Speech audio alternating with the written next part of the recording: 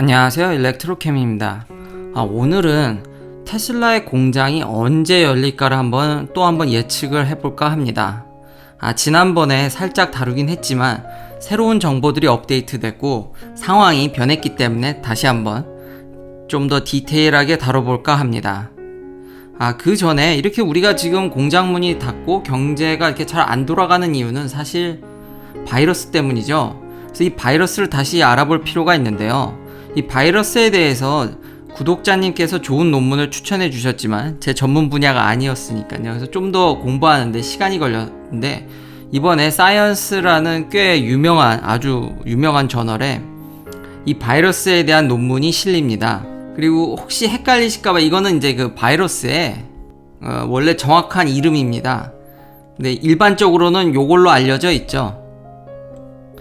이 이름으로 알려져 있는데 이 논문의 앱스트랙트를 보면, 그러니까 이 논문의 어떤 요약이죠. 처음 시작할 때 소셜 디스턴싱을, 사회적 거리두기를 2022년까지 필요할지도 모른다는 겁니다.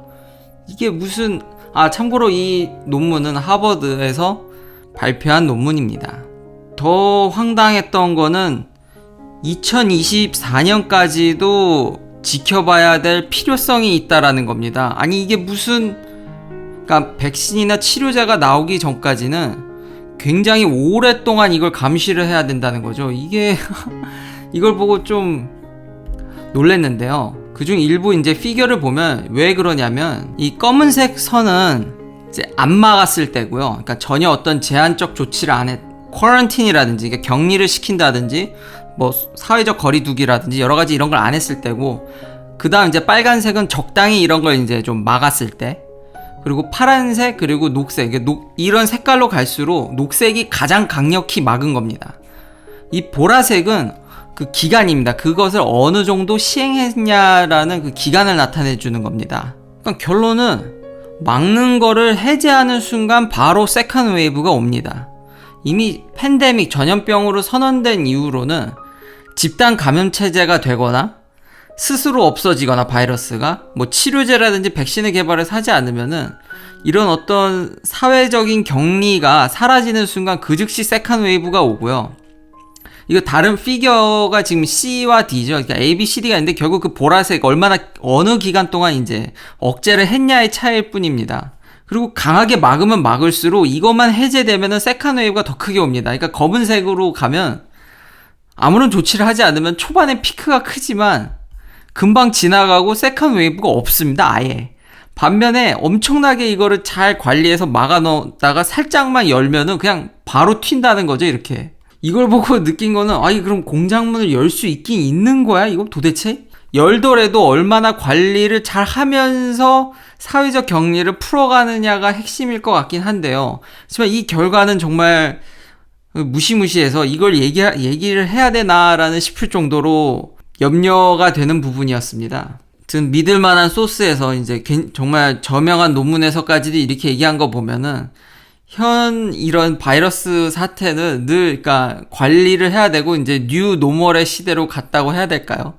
늘 마스크를 쓰고 손을 잘 씻어야 되고 늘 방역에 신경을 써야 되는 상황인데, 그래서 저는 개인적으로 이거 공장을 연 데가 있긴 있는 거야? 공장을 열 수 있는 거라고 생각을 했는데 완전히 지금 현재 연 공장이 있습니다.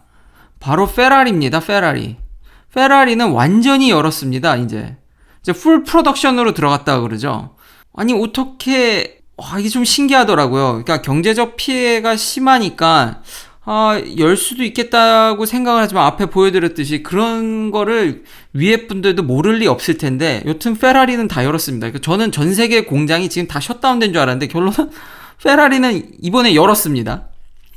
페라리만 열었냐? 아닙니다. 그러니까 페라리만 연 게 아니라 람보르기니도 열었고요. 이게 진짜 신기한 게 페라리랑 람보르기니는 이탈리아에 있는데 지금 뉴스에서 이탈리아는 장난이 아닌 걸로 알고 있었는데 열었네요. 또한 이제 부가티라든지 롤스로이스 이런 고급 브랜드들이 다 열었습니다. 아무래도 페라리 같은 회사가 뭐 많이 팔지 않을 테고 공장에 아무래도 고용인들이 이렇게 많지 않기 때문에, 이렇게 예를 들면 작년 한 해 동안 페라리가 판 차량 대수는 10,000대입니다. 반면에 GM은 770만 대를 팔았습니다. 좀 공장 규모가 작겠죠. 아무리 수작업으로 많은 걸 만든다고 하지만 이 판매 대수가 이 정도로 차이 나면 온도를 체크한다든지 모든 고용인들에 대해서 약간 좀 더 이제 관리 감독을 하면 열 수 있다라고 이제 판단을 한 것 같습니다. 분위기는 이렇다는 거죠. 앞에 그런 과학적인 논문은 그렇다 할지라도 그 페라리가 나온 김에 페라리의 주식을 잠깐 얘기해 드리면요. 예, 지금 말씀드렸듯이 고작 1년에 10,000대를 파는 회사의 주식이 시가총액이 GM이나 포드보다 더 많습니다. 예, 시가총액이 이제 그걸 뛰어넘었습니다. GM이나 포드가 이렇게 동네 북은 아닌데, 그리고 테슬라는 그래도 뭔가 좀 몇십만 대라도 팔긴 하지, 10,000대 파는 회사가 이제 GM이나 포드보다 시가총액이 높다라는 게, 그러니까 대중적인 브랜드를 많이 파는 회사들에 대해서 또 시장이 그 큰 밸류를 주는 것 같지 않습니다. 그러니까 테슬라처럼 뭔가 새로운 모습과 혁신적인 모습이거나 아니면 초호화 고급 브랜드, 그러니까 이런 상황임에도 불구하고 전 세계적으로, 그러니까 페라리도 이제 기사에서 밝혔는데 뭐 좀 취소 사례가 있지만 그렇게 판매량이 줄거나 그러진 않았다고 합니다. 그러니까 이런 사태일 때 고급 브랜드들은 여전히 그냥 잘 파는 것 같습니다. 그러니까 아주 고급 브랜드거나 혁신을 보여주지 않으면 많이 이런 GM이나 포드는 지금 어떨까요? 지금 크라이슬러가 슬슬 오픈하려고 합니다. 예상하는 날짜가 한 5월 18일쯤에 지금 노조도 UAW도 이제 리스타트를 하기로 슬슬 이제 디트로이트에 있는 큰 회사들도 FCA는 이제 크라이슬러 쪽인데 이제 열기로 슬슬 합의하는 것 같습니다. 보시면 이제 2주 안으로 GM이든 포드든 다 어느 정도 이제 사회적 거리를 두면서 경제적 타격이 워낙 심하다고 생각을 했는지 좀 우려스럽긴 한데요. 그러니까 앞에 그 논문의 결과가 계속 리마인드 되는 거죠. 계속 자꾸 생각나는 거죠. 이런 상황에서 열어도 되는지. 그렇지만 지금 분위기는 고급 브랜드는 다 열었고, 정리해드리면 지금 미국의 빅3도 2주 안에 공장 문들을 다 지금 열 기세입니다.